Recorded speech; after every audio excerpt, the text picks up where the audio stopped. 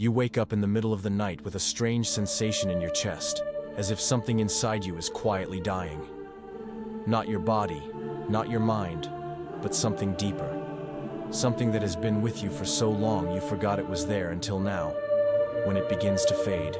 It's the part of you that used to get excited about things that no longer move you. The part that used to find meaning in achievements that now feel hollow. The part that used to believe in the stories you told yourself about who you were and where you were going. You lie there in the darkness, and for the first time in your life, you understand what it means to witness the end of a world. Not the physical world around you, but the world of meanings and purposes that once seemed so solid, so real, so permanent. The relationships that once defined you now feel like costumes you wear out of habit. The goals that once drove you forward now seem like mirages in a desert you're no longer sure you want to cross. The beliefs that once gave your life structure now feel like old clothes that no longer fit the person you're becoming. And beneath the sadness of this recognition, there's something else.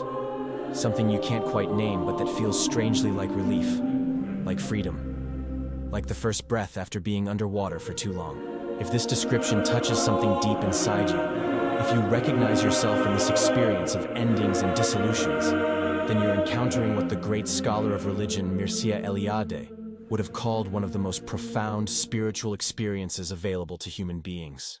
What you're experiencing isn't depression or failure or loss of direction, though it may feel like all of these things. You're experiencing what Eliade called the death of the profane self, the dissolution of the artificial identity that was built from external expectations, social roles, and borrowed meanings. This death isn't something to resist or cure or medicate away. It's something to honor, to witness, to allow to complete itself fully. Because what's dying isn't your true essence. It's the collection of stories, habits, and identifications that were never really you in the first place. They were costumes you wore, masks you put on, scripts you followed because you thought they would lead you to happiness, success, security, meaning. But now that you've worn them long enough, now that you've played those roles with enough sincerity and dedication, you're discovering that they can't actually give you what you thought they would give you. The achievements don't satisfy the way you thought they would. The relationships don't complete you the way you hoped they would. The possessions don't provide the security you imagined they would. The recognition doesn't fill the emptiness the way you believed it would. This isn't a failure on your part. This is the natural progression of a soul that has matured enough to recognize the difference between what Eliade called sacred and profane existence. Profane existence is the life that most people live most of the time. The life that treats all experiences as equal, all moments as interchangeable, all activities as equally meaningful or meaningless. It's the life that runs on autopilot, following the rhythms of social expectations rather than the deeper rhythms of spiritual unfolding. It's the life that seeks meaning outside itself, in achievements, in relationships, in possessions, in status, in anything that can be grasped, controlled, accumulated. Profane existence isn't wrong or bad, but it's limited. It can take you only so far before it begins to feel empty, repetitive, like a circle that goes nowhere, like a story that has lost its plot. Sacred existence, on the other hand, is the life that recognizes every moment as potentially pregnant with transcendent meaning, every encounter as potentially a doorway to the divine, every experience as potentially a direct revelation of the deepest truth of what it means to be alive. Sacred existence doesn't seek meaning outside itself, because it knows that meaning isn't something you find or achieve or possess. It's something you become, something you participate in, something you allow to live itself through you. The transition from profane to sacred existence almost always involves what feels like death, because it is a kind of death. It's the death of the ego that thought it could figure everything out, control everything, make everything happen the way it wanted everything to happen. It's the death of the personality that thought it was the center of the universe, the main character in the story of existence. It's the death of the mind that thought it could capture truth in concepts, reduce mystery to explanations, turn the infinite into something manageable and understandable. This death is what mystics throughout history have called the dark night of the soul, what shamans call dismemberment, what Eliade called the disintegration that necessarily precedes integration into a higher order of being. It's not a pathology to be cured. It's a sacred process to be honored, a necessary passage that every soul must go through if it wants to move from the small life to the great life, from the borrowed life authentic life, from the life that runs on external fuel to the life that burns from within. You know what touches me most when I read your messages? It's realizing that we're not alone in this search. If you're listening to me now and feel that emptiness, that sensation that something important is missing in your life, I want you to know that I understand exactly what you're going through. There were moments when I also felt completely disconnected from the sacred, lost in the midst of a routine that seemed to suck all the magic out of existence. That's why I want to ask you a very direct question. What was the last moment you felt there was something greater than yourself present in your life? It could have been contemplating a sunset, listening to music, or simply in an instant of silence. If you feel comfortable, write in the comments, "I miss the sacred in my daily life," and briefly tell when that last moment was. Your story might be exactly what someone needs to read today to feel less alone in this journey, and I promise I'll read each comment with the care it deserves. What Eliade discovered in his study of religious traditions across cultures is that this death and rebirth pattern isn't unique to any particular spiritual path. It's the universal structure of transformation itself, the essential rhythm through which consciousness moves from lower to higher levels of integration and awareness. In ancient initiations, the candidate was symbolically killed and reborn as a new person, a person capable of perceiving dimensions of reality that were invisible to their former self. In shamanic traditions, the would-be healer was dismembered by spirits and reassembled with new organs of perception, new capacities for healing and seeing. In mystical traditions, the seeker underwent what was called spiritual death, a complete dissolution of personal identity that opened them to direct experience of the divine ground of being. These weren't metaphors or symbolic gestures. They were actual experiences of consciousness, actual deaths and births that happened at the level of identity, meaning purpose, relationship to reality itself. The experience you're having now, this sense that your soul has come to some kind of end, is your initiation into the same timeless process. Your old identity is dissolving not because something has gone wrong, but because something has gone right. You've lived that identity fully enough, completely enough, sincerely enough, that you've exhausted its possibilities. You've discovered what it can give you and what it can't give you. You've learned what it can teach you and what it cannot teach you. And now it's time for something new to emerge, something that couldn't be born until the old had died completely, something that couldn't grow until the ground had been cleared, something that couldn't shine until the false light had been extinguished. But here's what most people don't understand about spiritual death and rebirth, and this is where Eliade's insights become absolutely crucial. The death is real, but it's not the end of the story. The emptiness is real, but it's not permanent. The dissolution is real, but it's not destruction. What's happening is that consciousness is returning to what Eliade called the time of beginnings, the sacred time before the world was divided into subject and object, self and other, known and unknown. In this return to the source, all the structures that seemed so solid and permanent reveal themselves as temporary formations in the vast ocean of awareness. All the identities that seem so real and important reveal themselves as waves in the infinite sea of being. All the problems that seemed so urgent and serious reveal themselves as dreams in the mind of the dreamer, who is finally starting to wake up. This return to the source isn't a regression or an escape from reality. It's the deepest possible engagement with reality, the most direct possible encounter with what is actually true beneath all the layers of conditioning, interpretation, and assumption that normally veil our perception. When the veils fall away, when the filters dissolve, when the screen that separates us from direct experience becomes transparent, what we find isn't emptiness in the nihilistic sense, but emptiness in the sense of infinite potential, infinite possibility, infinite creative power waiting to express itself through new forms, new identities, new ways of being that are aligned with our deepest nature, rather than our surface programming. Like this content if you're feeling the resonance between these words and your own lived experience right now. When you engage with content like this, when you take a moment to acknowledge that something inside you recognizes the truth of what's being shared, you're participating in what Eliade called hierophany, the manifestation of the sacred through ordinary circumstances. Your engagement isn't just a social media action, it's a spiritual action, a way of saying yes to the process of transformation that's already happening within you, a way of honoring the death and birth that your soul is undergoing right now. The sacred dimension of this ending you're experiencing becomes clear when you understand what Eliade meant by the axis mundi, the center of the world around which all meaningful experience revolves. For most of your life, you've been living in what he called homogeneous space, space where all places are equally significant or insignificant, space that doesn't have a center, a reference point, a sacred orientation. You've been wandering in this homogeneous space, trying to create meaning through accumulation, achievement, relationship, experience.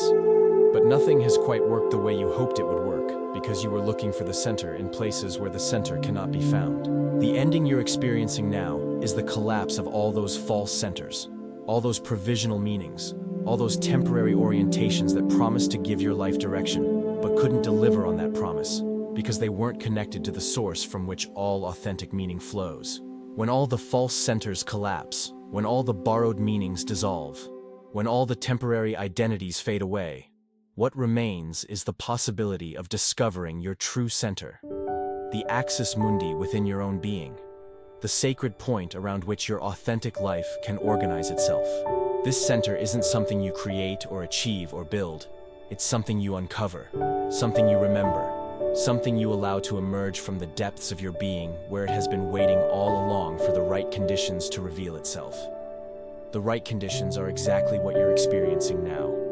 The willingness to let everything go, the courage to die to who you thought you were, the trust to fall into the unknown without trying to control what emerges from that falling. What emerges from this sacred death isn't a new personality or a new identity in the conventional sense. What emerges is what Eliade called homo religiosus, the human being who lives in constant awareness of the sacred dimension of existence, the human being who doesn't need special circumstances or extraordinary experiences to access transcendence, because they've learned to recognize the sacred in the very structure of ordinary reality. Homo religiosus doesn't seek meaning outside themselves, because they've become a vehicle through which meaning expresses itself. They don't chase after purpose because they've become purpose itself, not a personal purpose, but the cosmic purpose that flows through all life, all consciousness, all existence.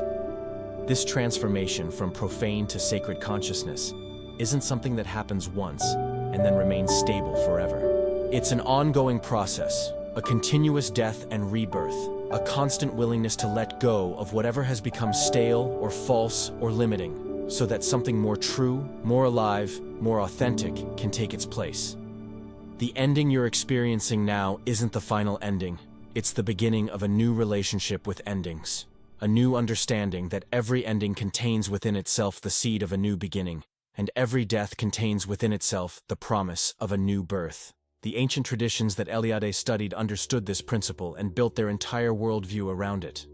They knew that consciousness moves in cycles, that life unfolds in spirals, that death and birth are not opposite processes but complementary aspects of the same fundamental rhythm. They created rituals and ceremonies designed to help people navigate these transitions with grace, wisdom, and awareness, rather than fear, resistance, and confusion. They understood that the person who could die consciously, who could surrender completely, who could let go totally, would be reborn with greater wisdom, greater compassion, greater capacity for authentic service to the whole.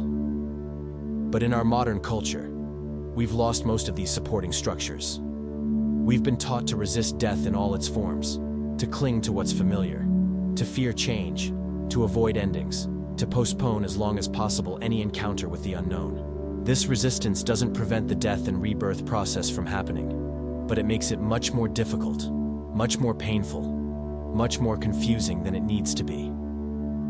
When you understand what's actually happening, when you recognize the sacred nature of the process you're undergoing, when you stop fighting against it and start cooperating with it, everything changes. The pain doesn't necessarily disappear, but it becomes meaningful pain, sacred pain, the labor pains of a new level of consciousness being born. There's a story from the shamanic tradition that Eliade often referenced about a young person who becomes desperately ill and appears to be dying. The doctors can't help. The family is distraught. Everyone assumes the worst. But then an elder from the community comes and looks at what's happening and says, "The spirits are calling this one to become a healer, and the illness is not a sickness, but an initiation." The young person isn't dying in the ordinary sense. They're dying to their old identity so they can be reborn with the capacity to serve as a bridge between the ordinary world and the sacred world, between the visible realm and the invisible realm, between the human community and the larger community of all life. Your soul has come this far, has lived through whatever it needed to live through, has experienced whatever it needed to experience, has learned whatever it needed to learn to arrive at this moment, when it's ready to die to its limited understanding of what it means to be alive and be reborn into a much larger, much more magnificent, much more mysterious understanding of what life actually is and what it's actually asking of you. The ending you're experiencing isn't the end of your story, it's the end of the prologue. What's beginning now is the real adventure, the sacred adventure, the adventure that can only begin when you've stopped trying to control the journey and started allowing the journey to live itself through you. In the ancient mystery schools, there was a phrase that the initiates would whisper to each other when they recognized that someone was going through this kind of sacred ending. The death you're dying is the death that dies to death itself. What they meant is that when you die consciously, when you surrender completely, when you let go totally, you discover that what you thought was going to kill you is actually what liberates you from the fear of death forever. You realize that your true nature was never born and will never die, that it exists beyond all the comings and goings, all the risings and fallings, all the deaths and births that happen in the realm of form. This realization doesn't make you detached or indifferent to life. It makes you more fully alive than you've ever been. When you're no longer afraid of death, you're no longer afraid of life. When you're no longer trying to preserve and protect an identity that was always temporary anyway, you're free to show up completely in each moment, to love without reservation, to serve without expectation, to create without attachment to results. You become what Eliade called a transparent person, a person through whom the sacred can express itself directly, naturally, spontaneously, without obstruction from ego, fear, or the need to control outcomes. If you've made it this far, if these words are landing in your heart like seeds in fertile soil, it's because something inside you recognizes that there's a different path, a deeper way to understand your own spiritual journey. I know what it's like to feel lost amid so much noise of the modern world, seeking answers that always seem to slip through your fingers. That's why I created this space, this refuge where we can explore together the ancient wisdom that still pulses alive in our hearts. When you subscribe to this channel, you're not just clicking a button, you're joining a community of people who, like you, feel that life has deeper layers waiting to be discovered. Here you'll find not just knowledge, but genuine embrace for your thirst for meaning. Subscribe now and be part of this journey of rediscovering the sacred in everyday life. Your soul deserves this gift. The beautiful paradox that Eliade discovered in his research is that the end is also the beginning, that the death is also the birth, that the dissolution is also the creation of something entirely new. When consciousness returns to its source, it doesn't remain there in some kind of peaceful oblivion. It comes back enriched, deepened, expanded, carrying within itself the memory of where it came from, and the knowledge of what it truly is beneath all its temporary expressions. This return journey is what he called the eternal return, not a repetitive cycle that goes nowhere, but a spiral movement that carries consciousness to ever greater heights of understanding, integration, and creative expression. Your soul has come this far not to end but to begin, not to die but to be reborn, not to disappear but to emerge more fully than ever before as an expression of the sacred power that creates and sustains all life. The ending you're experiencing is sacred because it's making space for something sacred to be born. The death you're dying is holy because it's the labor pain of a holy child coming into the world. The dissolution you're going through is blessed because it's preparing the ground for a blessed beginning that couldn't happen any other way. Trust the process, honor the ending, welcome the unknown, and prepare yourself for the miracle of discovering who you really are when all the masks have fallen away, all the costumes have been removed, and all the scripts have been burned in the fire of authentic spiritual transformation. The sacred is returning to human consciousness, not through religious institutions or traditional practices, but through individuals like you who are brave enough to die to everything they thought they knew about themselves, and open enough to be reborn as vehicles for the sacred to express itself in entirely new ways. Your ending is actually a beginning, and your beginning is actually an ending to the long exile from your own divine nature. Welcome home.